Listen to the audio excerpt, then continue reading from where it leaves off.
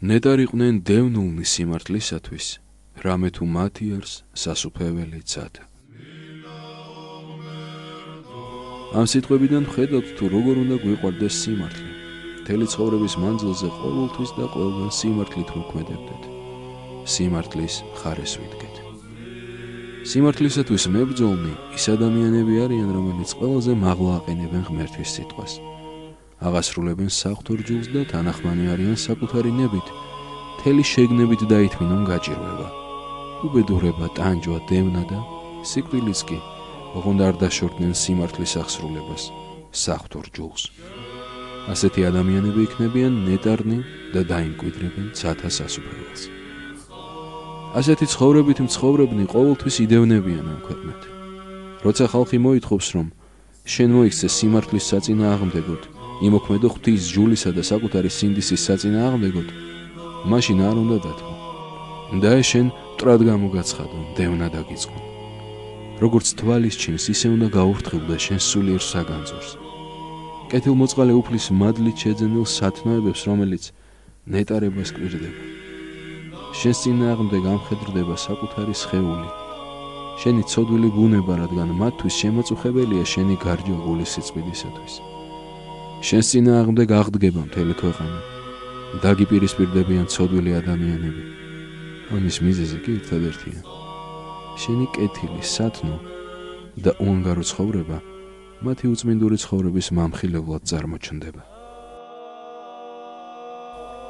შენს წინააღმდეგ ამხედრდება კაცობრიობის მტერი, ეშმაკი, რომელსაც ზულს ჩვენი გადარჩენისკენ გადადგმული ყოველი ნაბიჯი. ყველა ეს მტერი გაერთიანდება შენს წინააღმდეგ.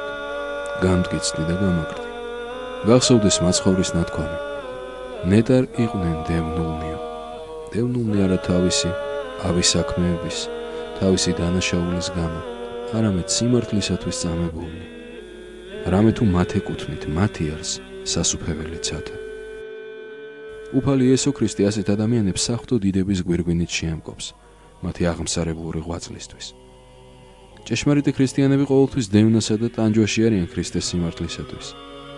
წმინდა პავლე მოციქული მეორე ტიმოთელთა მიმართ ეპისტოლეში ამბობს: ყოველთავე, რომელთა ჰნებას ღვთისმსახურებით ცხოვრება ქრისტე იესუის მიერ, იდევნენ.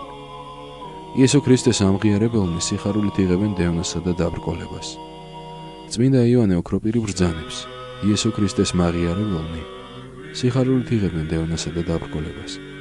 წმინდა იოანე ოქროპირი ბრძანებს: როგორც მცენარე იზრდება, უფრო სწრაფად როცა მას რწყავენ, ასე ჩვენი რწმენაც უფრო ძალუმად ყვავის და უფრო სწრაფად ღრმავდება, როცა მას სდევნიან. საღვთო სიმართლისთვის მცხოვრები ადამიანი საბოლოოდ ყოველთვის იმარჯვებს. იმარჯვებს იმიტომ, რომ სიმართლე და სიყვარული სიცრუესა და ბოროტებაზე ძლიერია. ეს რწმენა ბუნებრივად ცოცხლობს ყველა ქრისტიანში. შეიძლება სიმართლისთვის დევნილი ცალკეული ადამიანები ამსოფლად ვერ მოესწრენ სიმართლის გამარჯვებას, მაგრამ მას, ვინც საკუთარი თავის საღვთო სიმართლისთვის მსხვერპლად გაიღო, კეთილი საზღაური უცილებლად მოელის სამარაჯამო ცხოვრებაში, ცათა სასუფეველში.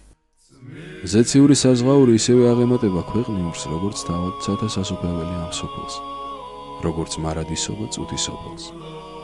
ქართველთა წმინდა დიდი მეფე ვახტანგ გორგასალი ბრძანებს: ეძიებდით ქრისტესთვის სიკვდილსა, ესე იგი დევნასა და მოწამეობას. რამე თუ ასეთ დათვისაა გამზადებული სასუფეველი ცათა.